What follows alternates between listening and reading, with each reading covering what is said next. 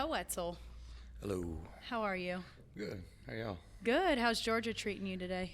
Georgia's good. We went and golfed this morning and got to drink a little earlier than expected. And no, we had a great time. I didn't expect it to be so damn hot. But yeah, it's great. I love Georgia. We love being here. What'd you shoot this morning? I shot 83. Not my best. Definitely not my worst. But yeah, it was good. It was a good course. Where was it? It was Brickyard. Yeah, Brickyard. Yeah, it was a good course. Yeah, it's pretty around here. We live in Florida, about 3.5 hours away, so we know a couple of good golf courses too. I bet y'all know quite a few, huh? I'll tell you just a little bit about this podcast. We really just want to be able to sit down with artists because we do the media row at the ACMs and the CMAs, and they're like, you got 4 minutes. Yeah. And we don't get to know anybody. Yeah, for sure. So I just want to start. I'll start with your new cover art on 9 Lives. Mm-hmm. Tell me about the significance about that house that you see there. I guess where it all started. Yeah, that was the house I grew up in. That we moved out whenever I was 13 or 14 probably. But it was just, there's so many core memories in that house, and just kind of, and like I said, whenever we moved out when I was 13, 14, and kind of that, that kind of transition from teenage years. You feel a little bit older, a little bit wiser, in those days, and there's so much stuff that you kind of see whenever you're going through, the change from being a kid to a teenager or whatever. And so that was kind of the significance between that and our past records that we had done going into this record. It's kind of a different sound for us, different sound for everybody else. And so it was kind of, it wasn't meant to be that big of a significance, but I don't know, it kind of came out that way. And I think we didn't even have a cover art or an album cover for it. And the lighting was beautiful one day. We were out there shooting the music video for Damn Near Normal. And I was like, well, just take a picture of it. And it turned out great. And we put a little cat up there, and it turned out pretty good. So. Well, we were actually kind of like prepping for your concert tonight, just binging a whole bunch of music videos. And you wrote on there, Jesus saves, and you've also said, like, Jesus called and I wasn't there. Why did you do that on the wall? I'm just curious. I don't know, honestly. I don't know. He works in mysterious ways, I guess. It's my little way of, I'm a Christian. I grew up Christian. It probably doesn't show as much from, all my wild partying days and stuff. But, I think the Lord works in mysterious ways, and him, just like this podcast here and being with y'all and putting people in my life. So I don't know. I think it's just sprinkling little stuff like that throughout, my, where he's put me in life and be able to touch so many people. So not to get real, religious on anything, but. So 2 things in response to that. One, my dad was my youth pastor growing up. Oh, yeah. And I remember one time he said something about how in the Bible it says there are people that will get into heaven and they barely escape the gates of hell. And I'm like, I think God knows some of us just require a little more adrenaline in our lives. Absolutely. But also, what I was going to say, you've said that 9 Lives is a little bit of a different sound for you, but I've been a fan of yours for a long time. Thank you. I wasn't sure if I was going to say this, but you are my favorite artist. Thank you. You and Hank Williams Jr. And they always say, don't meet your idols, but it's been great so far. Absolutely. Very gracious. I just get up and walk out. Bye. But I think for us, like El Paso seemed like a little more like you have Cabo in there, very different from Sellout, Harold Salt High, Noise Complaint. But you have been a big artist, at least in our eyes, for years, in a lot of people's eyes. And this album, I've noticed you've gotten a lot of support that seemed like you've never had before from late night shows and associations like the CMTs having you on their Instagram. Why do you think at this point in your career, this album is different for you? Well, the team that I have behind me, Columbia, everybody that I have, the team that we built through the years, is it's just phenomenal. People we got behind us, and the fans. The fans have been our go-to from day one. They've been the main reason why we are what we are now. But I don't know. I think it just kind of resonated with people a little bit more than the past records, because it's not all about partying. It's kind of more of reflecting on those days and kind of I don't know, just kind of taking a step back and looking at it. As a grown up, sadly, I have to say that at 31 or 32 years old, but no shit. It's kind of turning a new page and just looking at everything in a bigger scale than what we used to. Now we're playing bigger venues, talking to a whole lot more people than we're used to, and no, this record was just kind of a look into who I am as a person a little bit more than my past, instead of me just storytelling about, giving y'all an idea of what my late nights and life was like, and this just kind of lets you into my life a little bit more, and past relationships and stuff like that. So, well, I saw on your Instagram, you said, like, I'm not a kid that's getting arrested and doing all this stuff. This is kind of me growing up, and it's a reflection of that on my album. We were noticing in the music videos and stuff, it just seemed a lot more reflective. And there's some of your slower songs. That's one of the things I wanted to talk to you about as well, is the range that you have. I saw you in St. Augustine a few years ago, and you're one of the few artists, it's a make or break moment for me. If you're better in real life than you are on Spotify, it makes me like you 10 times more. And I was like, that guy freaking rocked. That's awesome.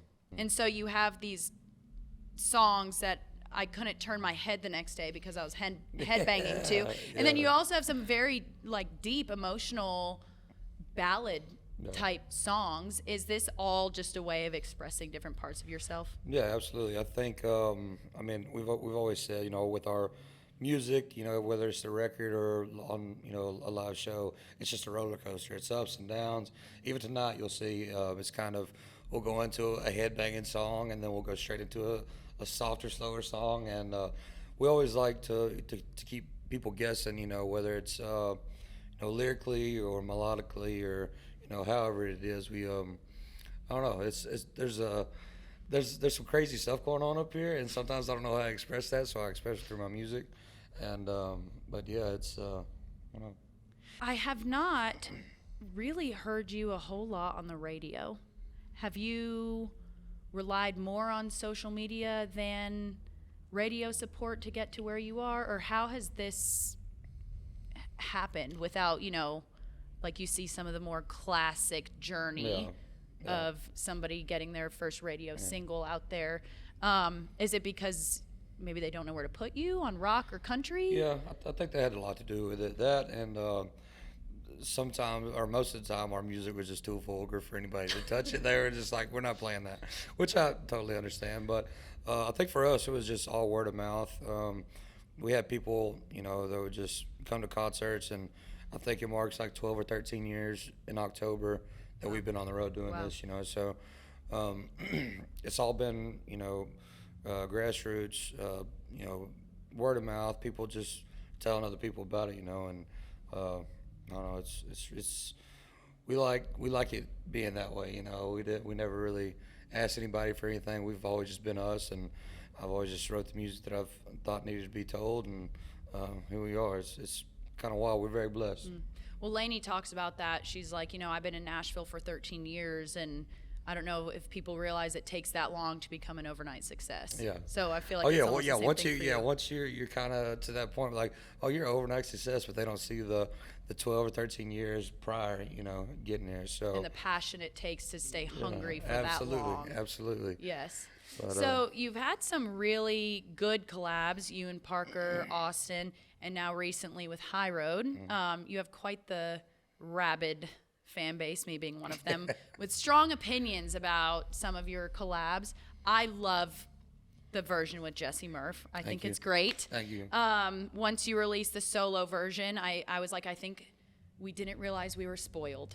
And I know he needs the solo version for when she's not with him, but boy, that's an amazing song with y'all together. I agree. I'll shout out to Jessie. She's a phenomenal artist. getting to work with her on that song. We just kind of wanted a girl's version of the story, and I don't think we could have picked anybody better than Jessie to come on and to be that person.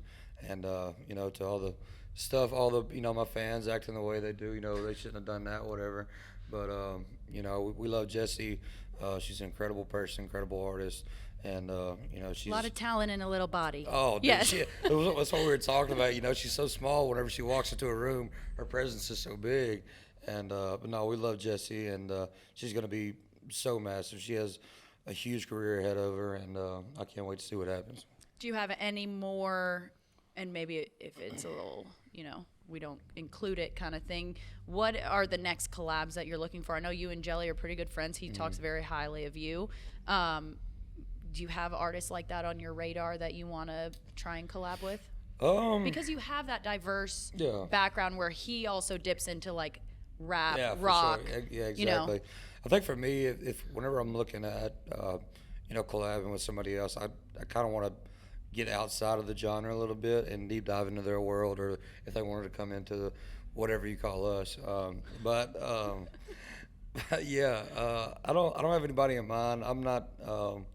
I'm still trying to figure my stuff out. After 6 records.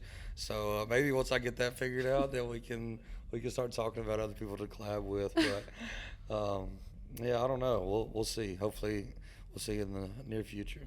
Okay. So I know we have about 5-ish minutes left. I kind of want to switch gears where I'm going to say one of your lines to you, and I just want to explore it a little bit. And then we have a couple of rapid fire questions. Right. We'll start with Somebody Take Me to Taco Bell. Oh, man. Yeah. Is that the equivalent of like Jimmy Buffett's Margaritaville?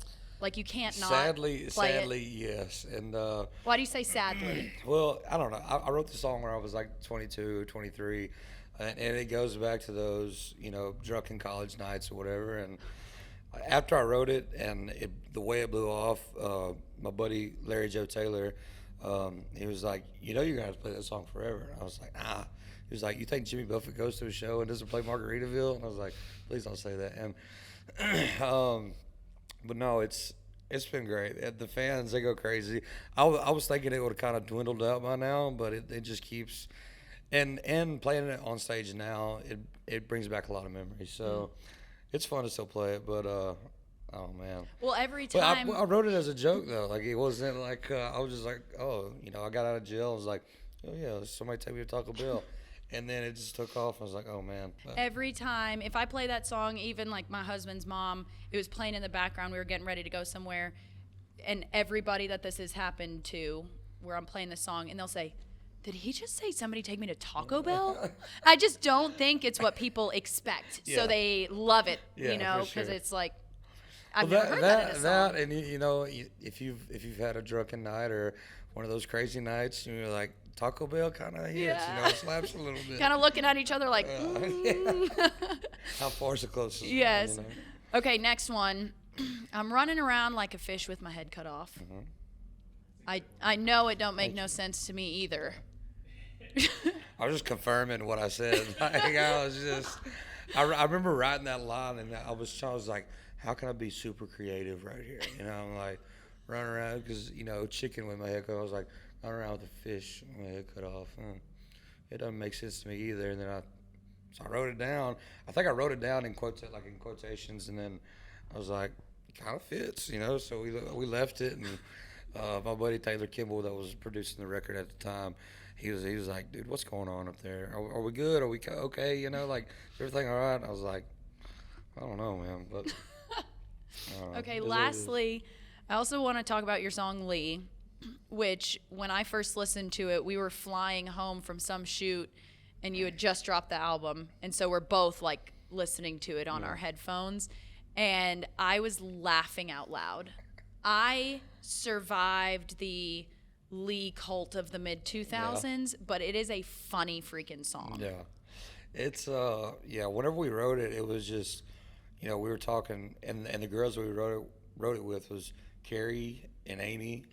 And so I think it started as a joke, and then we just started, like, it was a joke. It was Carly and Bailey and all these other Lees, and then it just kind of, the song basically wrote itself. I think we finished it in like 20 minutes. It was a really easy song. And then we got to rocking on it, and I was like, this is a really cool song, you know? And I think we all kind of fell in love with it, and we're like, it's got to go on the record. So yeah. Okay, lastly, I have a couple of rapid-fire questions for you. Oh, man. Okay, only 3. We're taking it easy on you. Nice. First, I want to know if you could put a Mount Rushmore together of your favorite artists. It doesn't just have to be country, but the 4 artists that you'd put on Mount Rushmore, who would be on there? Kurt Cobain. Man, what is it, 4? Kurt Cobain. George Strait. Man, that's a hard one. I haven't thought about that.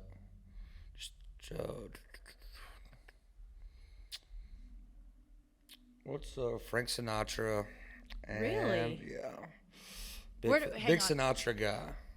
Big Sinatra guy. Were you raised on that? No, absolutely not.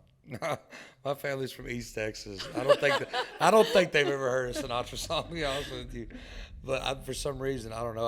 I got into them in like late high school, and for some reason, I've just always loved Sinatra. It's like my comfort music, I guess, which is pretty strange. Kind of feel weird saying it now, but no. anyway. I mean, I did dance, like tap jazz, all that stuff, and most of my every year we had a Sinatra song. So I've listened to a lot of them too. Very good, classic, but I don't think these days people would put them on a Mount Rushmore. I don't know why. It's such great music, but yeah. So Kurt Cobain, George Strait, Frank Sinatra, Eminem. Really? Yeah. I love my hip hop, my rap. He's one of my favorites as well. So, yeah. I think if my husband put one together, I would just gonna say it'd be J. Cole. If he could put a Mount Rushmore together. I'm a huge. This is courtesy of my husband as well. Since we knew that you went golfing this morning, Okay. Can you put together a Mount Rushmore of golfers? Yeah. Ever? Tiger. Yeah, I was gonna say Tiger. But yeah, I'll go Tiger for sure. John Daly, just because he's a dog and I love John Daly. Jack Nicklaus, Arnold Palmer. Yeah, I have to go with Arnold Palmer. Very last question. We wrap up all of our interviews with this because it is a true wild card. What did you have for breakfast this morning? Oh man, I don't think I ate breakfast. I think I had a transfusion on the golf course at about 9 o'clock this morning. No, I woke up. I had a kind of like an energy drink, and then went straight to the course, played the front 9, and then at the turn I had a couple transfusions, a couple high noons, and then we ate lunch. So, man, looking at it now, I'm kind of disappointed in myself. All right. Well, thank you for sitting down with us. Absolutely. We are so excited for the show tonight, and I can't wait to not be able to turn my head tomorrow. Yeah, again. absolutely. I appreciate y'all having me. Thank you.